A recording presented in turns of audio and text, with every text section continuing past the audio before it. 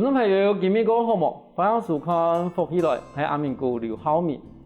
趁着社会经济的进步，越来越多人习惯我睇我哋嘅态度市政的地方，变成我哋嘅态度市政同埋乡镇的人口差轨多。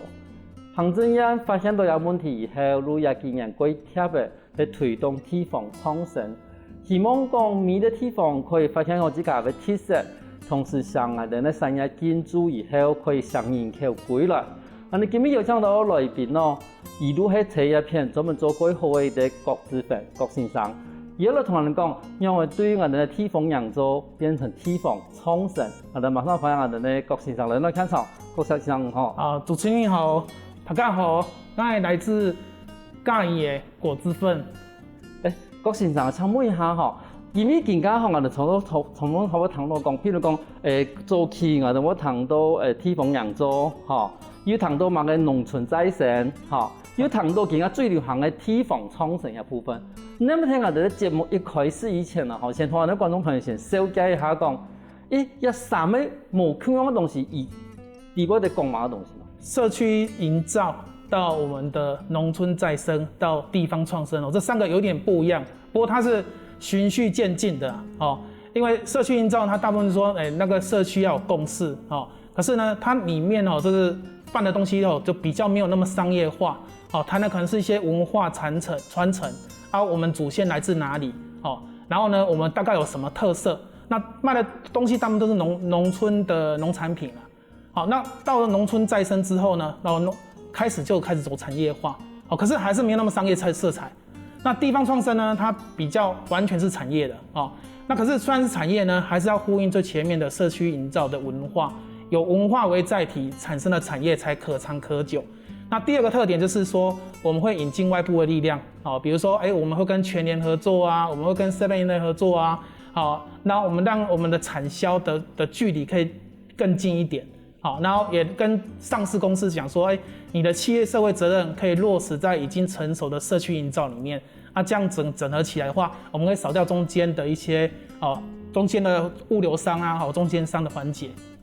从其他的讲法来讲，我哋如果想到讲，其实我哋个社区地方几多，如果譬如讲我哋有啲社区发展协会，而如果用听到我哋社区养做嘛，我哋讲。其實幾多嘅人士嘅社區營造也會建議類似，譬如講文化鋪啦，專門做社區營造。但係來一趟，我哋都講我哋農村再生嘅部分。農村再生嗰時就係差唔多我哋咧馬英九總統嗰時提出來嘅嘛。因為最主要都講，以針對嘅對象係我哋嘅農村，嗰時候更加唔係講都市行嘅人可能夠唔掂嘛，我哋農村再生。但是農村再生嘅話，也太部分咧潛入水保局嘅錢，水保局嘅錢。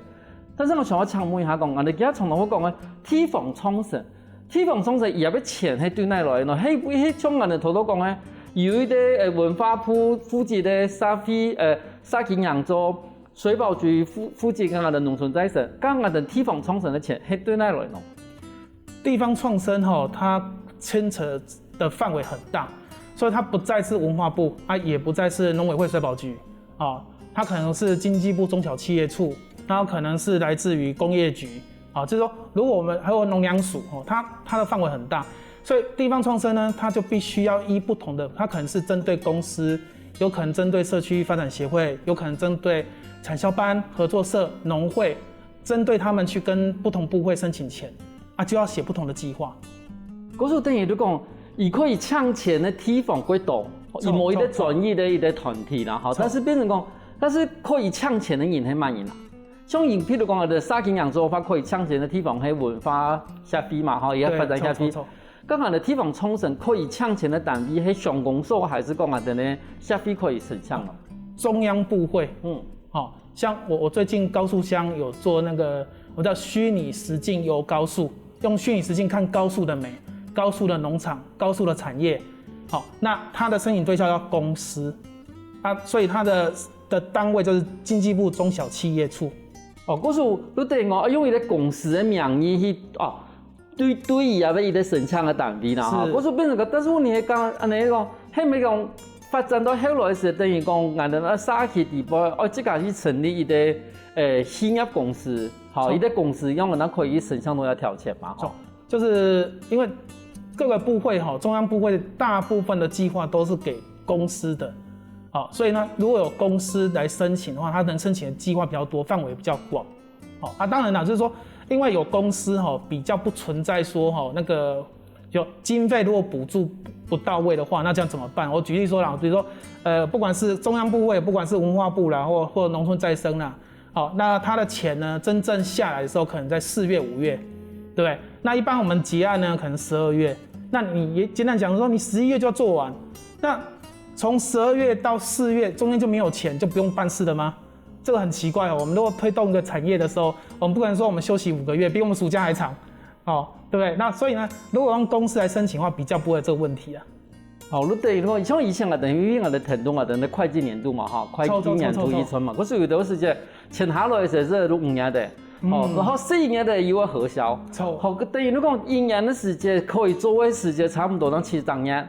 但是有5张年还没事做，因为没钱，但是搿种用公司来申请的时候都没有的问题，因为公司係管人嚟睇嘅养育的部分，但是也要對別人講，等於如果做埋我哋地方創生，其實佢希望我哋嘅企業回到我哋嘅社區地位，去變成一個地方創生嘅一個佢重要一個角色嘅人員如何樣嘅。咁啊，想問一下，其實我哋聽先生發現佢講，先生特別一塊，這個一塊是如何做，譬如講地方創生啊，無論講我哋嘅投資顧問嘅部分嘅人。錯，我是屬於投資界的所以我跟錢比較相關啊。我說今天節目可能聽起來很多都跟錢有關抱歉拍謝啊就是說我們一開始還是先從社區營造做起的因為畢竟我們還是希望說社區希望什麼產業進來，他歡迎什麼產業我們要盤點一下它的人文地產景我們不可能無中生有啦因為無中生有那個不是我們要做的。我們知道這個社區本身有什麼樣的產業，那有哪些人，那願意做什麼樣的創新，那我們依這個來量身定做，然後幫他推一把，那讓他可以開始往地方創生這邊走。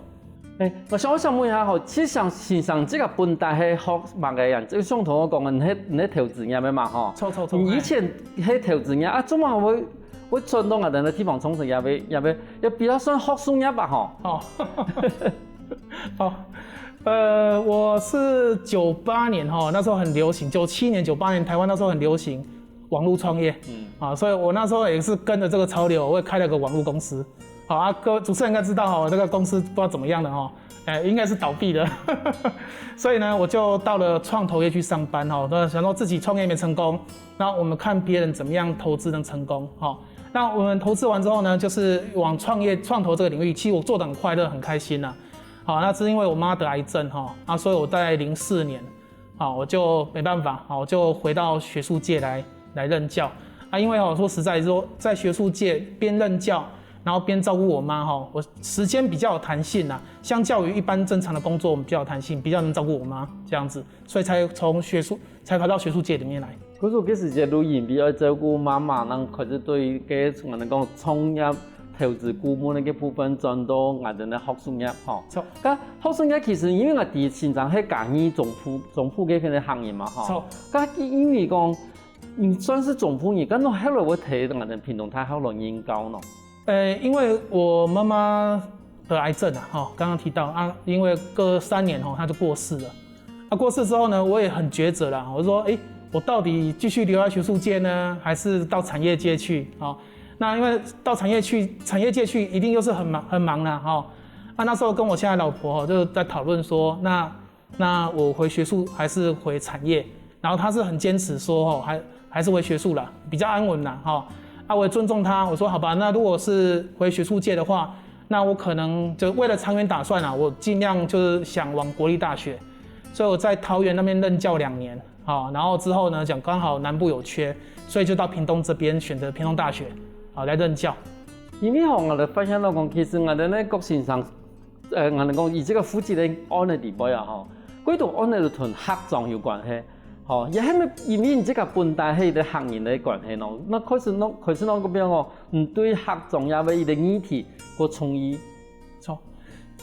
我客家人漢林我在客家火黃長大，所以我真的很希望說能幫助客家。我既然都要做嘛我不可能说，帮助太多的地方，太多的面向，我能力也没那么够，时间也没有够哦。所以我当初一直在想说，我如果要做社区营造，做地方创生，那我先锁定客家这个产业，我是刻意去寻找客家这个产业。啊，所以一开始从那个中埔乡做循环经济啊，然后到阿里山乡的山葵产业啊，然后到我们的高树乡的芋头产业，好，还有我们长治乡的印加国产业，这几个产业都是客家庄，啊，都有这个特性。然后往客家庄这部分呢，帮助他做社区营造，做产业再造。好，嗰時但是問題係講，小妹也講，因為其實線上這個有喺總鋪業嘛，嘛係講其實南埔嘅綠隊同人哋咧北埔嘅客莊嘅發展形態其實係無度共樣嘅。因為我哋南埔嘅發展形態其實都變講，我哋係講農業片，好，冇想過其實北埔其實已經商業發展也見人喺浪漫台山線發展以後，其實台北的客莊嘅發展已經發展得過商業化，但是相對起我哋咧。南埔嘅綠隊嘅商業發展嘛冇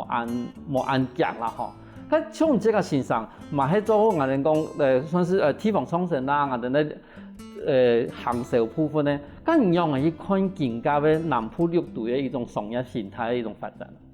南部這邊比較少大公司啊，像浪漫台山線，他們像有很多大公司投入，那所以南部的部分呢，大部分都是小型的農場。它跟北部，比如說走休閒、住宿、旅遊那個部分，比較大規模的，比較不一樣。好所以呢，我們要做的是屬於，我常開玩笑就說，我以前是做上市公司的，然後接下來走那個中小企業，我在青創會當顧問然後現在走到我們叫微型產業那很多的農村都農場就一個人而已，可能夫妻2個人所以它是很微型的產業所以它的做法跟我們以前那種大公司的做法是不太一樣，所以自己我本身也不斷調整當中。嗰時面臨到南埔客莊嘅一個貼配嘅微型產業，我哋喺過程上有用乜嘅方法去聽水嘅咯？休息下我哋下一堂我同講。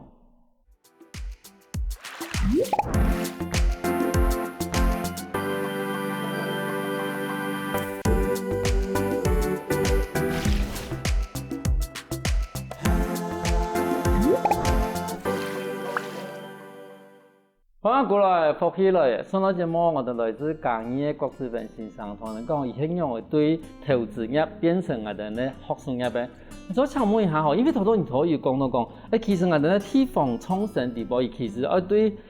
地方營造文化嘅部分，慢慢到地方創生嘅部分。咁前面其實來到我哋現場有幾種即係啲產品啦我哋係咪出隻都對我哋咧產品來同我哋咧觀眾朋友講幾時節嚟做故事好嗎？好啊。我先講那個中埔鄉的在中埔鄉這個雞蛋很特別，就是很硬那個是黑水虻黑水虻可能很多人不知道，它的台語叫烏水虻這個東西這是專門吃廚餘的其實大概幾年前台灣有那個非洲豬瘟事件就是說廚餘不能養豬，生廚餘不能養豬的事件那時候呢其實造成很大的問題剛好我自己的故鄉就是說他們有那個關懷據點那個廚餘不知道怎麼解決。那你說廚餘呢，它掩埋會有蒼蠅拿去焚燒會有碳排放，而且最後那個碳渣還是有毒所以那時候呢，我是在嘉義，我在那個社區大學當副校長，無給職跟學校申請的這個要特別聲明一下。那我們就開始推動說，是不是用自然方式把廚餘去化掉？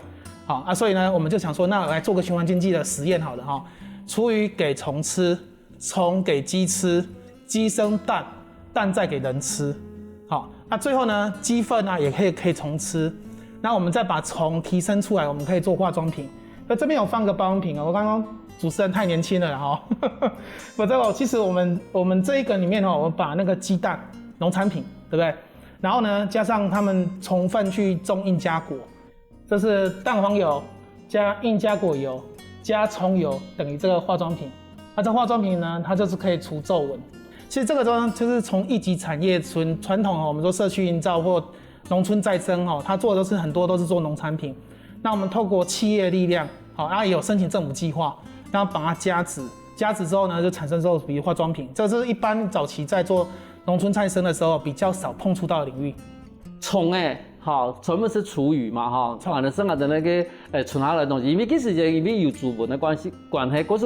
冇办法用下的厨余去为主诶，可是其实在听下的农村地方真的产生的几多厨余，唔要用来处理，用烧嘛，用烧的方法，我有几多问题，天然能用来烧伊，哈，天然讲唔可能用买的咧，可是变成有一种虫诶，专门可以是厨余，好冇？啊，个虫诶又可以分鸡食。吼，啊，鸡诶上迄卵，愈人惊看到也要有，也要卵，吼，甲也要卵底部所储出来诶蛋黄油，系咪？好，因为天也卵都可以卖嘛，哈，所以它伊都个天然的一种产品。天然也要蛋黄油，同加迄落加标个印加果油，印加果油係哪来的咯？印加果是秘鲁啦，那印加帝国那个秘鲁，那大部分都来自中南美洲啊，大概是6、7年前，是从南投那边就在种起的啊。那边很多客家人哈，信义乡那边，那我们呢也是因缘机会知道说那边有种，然后我们到嘉义这边的人，我们就一起去南投考察，那我们就在中埔乡那边还有番路乡，我们种了很多印加果油，印加果啦，好，那刚好它的气候呢很适合南部，好，所以我大概3年多以前我就把它引到我们屏东这边来种植。係啊，啲印加果可能而家從聽下啲網絡購物嘅地方而家發現嗰幾多嘅化妝聖品、保養聖品印加果，可是這種東西喺台灣有這個有種出嘅。錯，現在說台灣第一個種植成功的是南投啊，在我們嘉義，然後在我們的屏東，所以它的種植面積是越來越大。好，那只是說種的時候呢，我相對我就想說，不要浪費了哈，所以我做了很多就是整它價值再利用。比如說我剛剛講雞蛋嘛，因為雞蛋賣相好，人家才會買嘛。可是如果剛生蛋的雞，它很容易受精，所以那個卵的上面可能有一些小點點，賣相不好。所以我們就想這種賣不掉的蛋該怎麼處理嘛？所以我們就把它想說，我們是不是可以做生技業啊？用蛋黃油，蛋黃油就非常好了。它在很多方面有不錯的效果。那印加果油也是一樣，我們印加果我們是屬於冷壓榨印加果油，可是其實榨的不是很乾淨啊，它有那個油渣丟掉也很可惜啊。有一次我就想說，那個到底如果用生技來萃取的話，是不是能萃取比較多？那我就請找屏科大老師幫忙，結果發現油渣的印加果油含量蠻多的，所以我想說，那好吧，那我們就把那個賣相不好的蛋做蛋黃油，然後印加果渣推出來的印加果油。然後呢，跟我們黑水虻採出來那個蟲油，把它3個加起來之後呢，因為它有共同的成分，這3個共同成分裡面都有一個就是抗皺紋、除皺，所以我們就做出這個化妝保養品。剛才部分我感覺到講幾神奇的一個地方，你講，因為頭頭人講嘅係中埔山的卵，我哋南投山的個印加果油，還有也有蟲油，可是也有係冇共用的沙器的產物。咁難的很用的氣體變成一個產物，產物都係哪個沙器的產物？那個我們這3個東西不好意思，剛剛沒有講清楚，這3個都是同一個社區，來自中埔鄉。好，那這是5年前我們在想說，我們要做循環經濟啊，可是循環經濟太空了。如果說先解決廚餘問題之後，它產生出來蟲也是垃圾啊，它產生出來蟲糞也是垃圾啊。如果我們沒有好好利用的話，所以才會想說再把垃圾再加值。那這樣的話就完全是零廚餘啊，零廢棄物啊，可以做出對人體有好的東西。這3個是同一個東西。好了，等於講，你這個用你這個嘅專業，把一條看空了，其實搭，能夠拉高唔多東西，搭唔多東西，好，慢慢的變成用一啲又有加車，又有經濟加車，然後同時，也會把所有的這種循環的東西全部變成一啲新的產品。可是也還沒等於講，香港的地方創生地步一啲新的一種形態咯。像阿里山的 wasabi，其實很多人都不知道阿里山 wasabi 是哪裡呢？那其實那個我們復育 wasabi 之後，我們就把 wasabi 加上我們高速那邊有巧克力產業，我們就把巧克力跟 wasabi 做成 wasabi 巧克力，所以現場我們有放那個 wasabi 巧克力，這個拿到金牌獎，去年，這個是混搭，因為把不同的地方把它結合在一起。那事實上我也常常在思考說，其實如果我們能把一個社區的廢棄物，然後去加別的社區的產物，那是不是可以混搭出不同東西出來？那像比如這邊有放到芋頭嘛，這也是我們高速芋頭，現在正在輔導的。那我想說，高速芋頭如果單純這樣吃，有时候口味上哦没有变化，现在人喜欢变化口味嘛，所以我们就去做 wasabi 盐跟 wasabi 酱，然后撒上那个芋头酥上面去，哦，那个效果很棒，很好吃。可是你讲，其实我在冇想到讲可以把 wasabi 加以巧克力地方，那个鱼是嗰种，你讲安尼辣辣糊糊的嗰种感觉吼。错，因为我在国外有吃过那种很多特别的巧克力啊，哦，所以我本来想说，其实加点咸味的的巧克力有没有卖点哈？啊，当初我是先用行销角度，我就跟我们社区讲说，我们来搞一个叫当大武山遇上阿里山，然后我觉得这样听起来很不错哦，可是那做起来不好吃，我跟他们弟嘛所以我就说你们做做看嘛。然后本来他们还有点抗拒，就说你都乱做这样子，我说你做做看，搞不好会混搭很适合。好，所以呢，他做出来之后马上就得奖。那马上得奖之后呢，还拿到农委会做那个特色农业旅游认证，还通过，所以很开心啊。他说，我们这样产业经过这样特殊化，好，我们让人家觉得耳目一新啊，又很容易得奖，又很容易申请到政府计划，他觉得这个很有信心。咁，出边我也要巧克力是讲，因为也要巧克力，这家系有一啲公司嘛，有啲店诶。好，嗰时唔把喺教入嘅瓦萨比，系用公司嘅名义去比赛。但是问题贵东啊，等咧头东讲嘅等咧五位版，好五位版可以去将瓦萨比部分，嗰一部分嘅产业来讲嘅话，比如讲也要产品，我用乜嘅方式来卖咯？因为这芋头板或芋头酥、千酥啦这个酥，好，然后我们当初是想说怎么让它有特色啦，因为我们常讲说，我们要创造特色，有卖点，人家才会来。如果说常常nothing special，我们这边没有什么特别的，你做跟它一样，人家不会大老远跑到屏东这边来吃啊。好，所以我在做社区辅导的时候，常鼓励农场说，我们要做创新，好，要勇于创新呐。好啊，刚好你们自己可以生产嘛，所以我就要去把外面东西带进来。好，那比如说我们现在芋头板下面铺那绿色的，就是印加果叶，好，它可以直接吃哦。好，那这个 idea 是来自于紫苏嘛？你知道那日本那不是用紫苏叶包起来？那我们也试过，这样混搭这样包，其实效果都很不错。这样也比较有创新，比较有话题性，比较容易吸引人家来这边。因为你想讲好的话，我想问一下讲，当初喺果蔬农想要发展有嘅产业咯？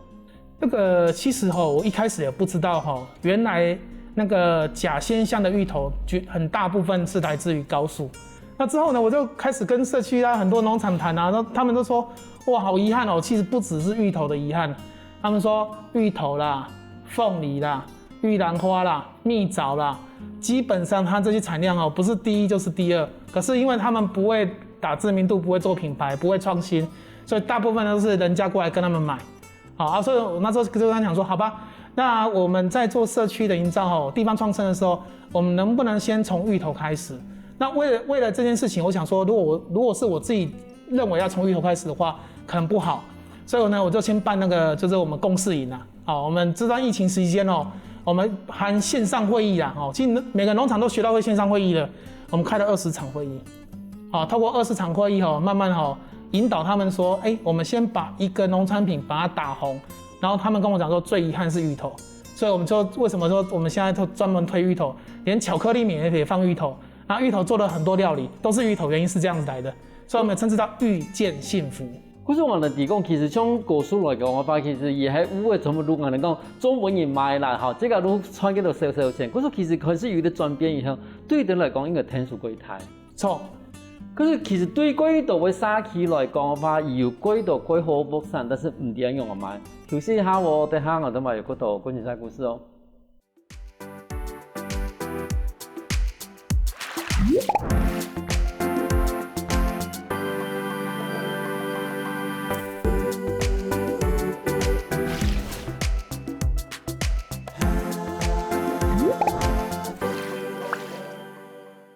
翻过来，复起来，上档节目我哋来自讲义嘅郭先生同人讲，沿用把木坑嘅物产变成一个新的产品。我想请问一下先生因为头东人一开始的时候都是广东人的地方扬州屯、地方冲绳的产品嘛咁头东有同我讲，呢度我讲入嘅一啲乡镇地方果蔬要发展有嘅，唔可以20人摆嘅飞，做乜嘢看到飞因为这种东西都隔天嚟都好做乜嘢可以按到20人摆一种线上的共识会议咯。社区有很多农特产比如说以高树，它有芋头、有蜜枣、有凤梨、有玉兰花，那到底谁都不服谁，因为量都很大。那我们到底要推什么产业？所以我是透过20场会议慢慢引导他们。我跟他说这样子啊，我们几个筛选条件：第一个产量要够大，那第二个呢，他要年轻人愿意做，好，那第三个呢是他能创造更多的就业机会，这样才是地方创生啊。好，所以我们透过这24场会议慢慢收敛完之后，我们大致要推出剩2个，芋头跟凤梨这2个先走。好，那到最后我们讲，那年轻人多的到底是凤梨比较多还是芋头比较多？那答案是芋头。所以经过完之后呢，我们就说啊，因为这样的过程聚焦之后，我们先从芋头开始。那芋头也比较做行销啦，比如说芋头的遇见幸福，好，对不对？然后呢，我们就做了很多遇见幸福的，把田园飨宴啊，我们有做了野餐日啊，好，那我们这样子去推广它，比较能扩大这个就业机会。但是问题是种植面积啊，譬如讲我哋经济部一查种植面积没得可以提供，蔓延中国大厦，怎么把它一百开辟来讲一件事情？因为这样子哈，我们指的种植面积当然查得到了，可是很多都没有登记啦。那再来呢，我们所有的种植面积呢，是指说有参加我们这些会议的人里面，我们都要参加我们这会议，大概有60几个农场，从这60几个农场里面去推。好，我们的种植面积是什么东西比较多？我的意思是说，事实上我们叫自助、人助、天助啦。如果说你们自己也自己不想改变，那我们外面是没办法改变的。好，所以我们愿意参加这个会议，好，利用花时间晚上大家一起来讨论的这群人，是比较积极的这一群人，比较想改变这群人。所以呢，我们来推他一把，比较容易成功。所以我们并不是说，是全乡啊，从登记面积来看待的。他听你都讲，做梦的现场我按强调青农这部分，因为政府也是希望青农嘛，我们地方创生最后也希望有年轻人回流来这边住嘛，好，不是社区越来越多老人，我常常看到很多社区大概平均年龄可能就60几岁了，好，你都会想说，如果再过15年呢，这个社区或这个农村会变怎么样？好，所以我们希望说能不能让年轻人回来这边，所以我在做地方创生的时候呢，我很强调一件事情是。我的第一个步骤呢，都是帮助回来的人先成功。好，因为我们常常在想说，我们怎么吸引年轻人回流？如何吸引年轻人，我们找不到年轻人啊，因为我们根本不是那个农村的人嘛，我们也没有任何联络方式嘛，对不对？所以最好的方法是让已经回来的人成功，让已经回来的人活得下去。如果已经回来的人活得下去，他自己会找他的朋友，他会跟他的同学讲说，你们都可以回来哦。那我现在的东西呢？我们种出来的东西有特色，有人会过来跟我们买，甚至有上市公司会跟我们做直接采购。然后我负荷不了的，你们会来帮我们，我们一起来组产销班，最后我们来组合作社，那我们就一起回流。毕竟呢，大家一起回来这个产业才能成功。如果这个产业呢，都还是一群就是剩下的老农在做的话，那你可以想，在10年、15年后呢，这产业最后还是会消失的。故事就变成讲，你希望讲，比如伊咧已经规身古老的强硬的农民生意成功以后，至少我把伊要经验，去推伊要强撑的研发讲。他多多有提讲的话讲，比如讲伊这东西发展以后，我哋要由太公司来买，万一去接触到太公司咯。我啊，这要回到我的本业我是创投业，我曾经帮很多公司上市柜，那现在政府也正在推 CSR， 叫企业社会责任。有些上市公司会鼓励呢偏乡到偏乡去教他们读书，因为偏乡有很少的资源，这都称之叫企业社会责任。那我也曾经跟很多企业社会责任的部门谈过我说，其实上我建议企业社会责任不要乱做，不要说我今天人家有困难我就给他钱。这样不好，我认为长久永续的经营是应该你本业是做什么，你做跟本业相关。有些人乱做呢，我觉得对他们没有帮助，所以我现在都会跟很多上市公司谈说，如果你的创办人是那个乡的更好，比如说那个联发科，他是我们屏东南州乡的，他有去做他的企业社会责任，虽然他跟本业无关，可是因为他跟创办人有关。这个都是我们很鼓励的。当然我们这边也要做到好啊，我们不能说单纯受人家帮忙。比如说我们这边要往友善、有机、对环境有帮助，那我们可能会回馈一些东西给我们社区。然后所以呢，上市公司来跟我们采购，它不是单纯采购，它也是间接帮忙这个社区的老人啊，甚至一些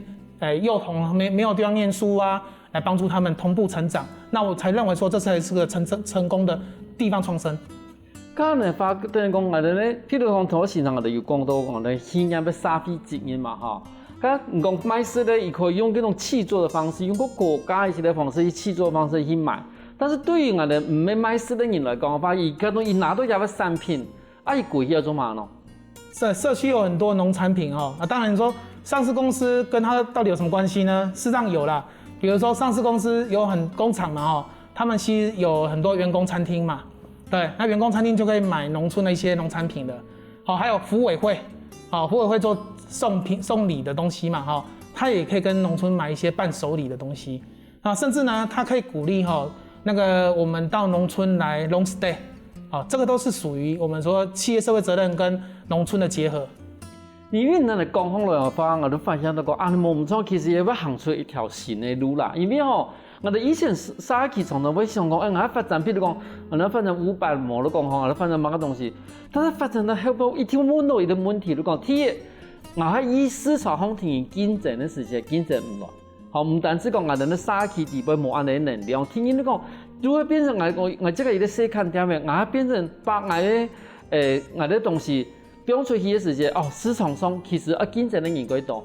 其实每一个竞争的人其实企业係冇同樣嘅一個 TV， 因為有的係，譬如講我哋講巧克力來講嘅話，有的係外國進口嘅，而未用台灣本地嘅巧克力，嗰時嘅成本本得過大。聽人都講，伊可能係嗰種除係可可油嘅嗰種巧克力，嗰時變成講，伊係要成本要過大，變成我哋台灣自家本地嘅嗰種。真是很友善农作，然后真是很用我的菜地东西做出来巧克力，变成价钱贵冇嘢嘛。但是人家跟住讲，像我哋现在安尼讲，我哋有企业愿意去应用，无论愿意用一种更好嘅价格去买一道巧克力，变成我哋福委会嘅东西啦，好，冇变成我哋送给我哋来宾嘅东西嘅时间，也对我哋在地嘅小农真的都可以行，真的都可以做下去，变成讲我哋在地本地嘅农业唔可以盈利。市场嘅价格，好变成伊冇办法去继续行下去。像我想问一下讲，像你这个现场做完安度地方创生以后啊，你认为讲地方创生下一步会行到哪呀？地方创生哦，我常常会跟他们讲说哈，我们并不是可怜，我们不需要人家施舍，我们不是那个非营利机构哈，那个需要人家捐赠，我们不是，我们是企业啊，我们是企业，所以呢，我们跟上市公司，我们不是卑躬屈膝，我们要跟他讲说我们很好。所以我常讲，我们其实要打群架，打群架这个概念是这样子的，比如说，我今天芋头很大，对不对？单一农场我很大，可是你再怎么大呢？上市公司或连锁卖场不肯跟你买，因为你的量，你很大，你了不起10甲好了，你的10甲的产量呢，上市公司是连锁企业是不肯跟你买的，因为你不够大，他们动辄就100甲，对不对？所以呢，那还有你只是种芋头而已，你不可能说我什么东西都做嘛。食宿游玩购你全部都做，那不可能的，对不对？那你要把这个工作机会试出来，你不要自己做。比如说，芋头芋头比较好，芋头你卖出去嘛，对不对？不好的芋头，我们叫下品芋，你要怎么做？不要自己做嘛，你可以交给农村的其他人来做。那这样的话呢，来我们这边的地方呢，你都要跟大家讲说，我们的芋头是最好的，我们的山葵是最好的，我们的英家果是最好的不要去批评对方说我跟你讲他什么东西。我说，如果你们有这样概念的话那这样人家不会来你这边，因为大老远来这边只到你这个农场，我们根本没有诱因如果说我今天来这边呢，我可以深度体验到芋头，深度体验到山葵，它可以转化成不同的东西，那这样食宿游玩购才有吸引人，而且我们都是广推一个概念，人家会觉得说，你们是真的你们不是是外面买来糊弄一下的，而且呢，我们还会放出我们盈余之后怎么转化成社区的关怀，这部分我们会不断宣导。那这样的话，让大家觉得说这个社区呢是非常棒的，大家又团结，然后推动一个产业，然后食宿游玩购全部都有，然后它的量体才能大到说给上市公司，甚至到连锁超市去做采购。等于如果其实唔单止咱实力嘅部分啦，因为其实实力嘅部分，唔讲中意睇，其實對我哋睇起來講嘅話，其實嘛係一個小型嘅農業產品。但是嗰種即係恰當人哋，譬如講我哋頭先講嘅狗，有冇地方好留料，好，有冇地方人文本來我哋嗰基礎嘅人文嘅部分，好，搞上可以留了部分，可以吃的地方，可以黑的地方，你變成一個幾完整的一個產業鏈。好，你向下去行銷即個嘅沙器，即個嘅鄉鎮，其實人係最錯嘅啦，錯。好，嗰時像得安尼法，其實係沙，等於講用一啲聯合嘅做生嘅方式去我哋講去推銷一啲鄉鎮嘅東西嘛，哈。咁其實對安尼一種我哋個模式嘅話，係咪可以塞到另外一個地方去做安尼模式呢？可以，所以我剛剛有講說哦，其實我們地方創生它其實產業，那產業可能會牽扯到不同人的利益，哦，到底要推哪個產業？那到底對誰比較好啊？這個部分就是脫離不了。所以我說，一開始我們要先凝聚共識，啊，凝聚共識完之後呢，剛才講說，那我們要針對一個產業，先把它打響打紅。那我們要整個篩選標準，我剛剛有提到啊，你種植面積要夠大啊，你要青農願意回來做啊，對不對？好啊，你可以創造更多的就業機會啊。好，你把它設計好之後呢，接下來要第3步驟。我們要開始串聯食宿遊玩購，讓大家覺得說來這邊哈，不是只有單一個產品可以買而已啊，你可以做玩得弄，而且我們還要呼應它的文化故事，因為大家都喜歡聽故事嘛。好，第4個步驟呢，這些人是願意回饋的，啊，所以我就把它定為說，地方創生4個步驟，要能凝聚，啊，要有共識推一個產業，啊，然後呢，啊，最後要有回饋機制等等，啊，這樣的話呢，我就可以複製在不同的鄉鎮上面去。嗰時看今日節目，大家有冇發現到冇？其實我哋講嘅地方創生，以最重要嘅，如果希望講我哋沙器、我哋搶農、我哋企業3方面，就可以向下揚嘅一個進步。今日我感謝我哋呢郭先生來到現場同我分享安東營嘅故事。感謝主持人，感謝大家，很仔細。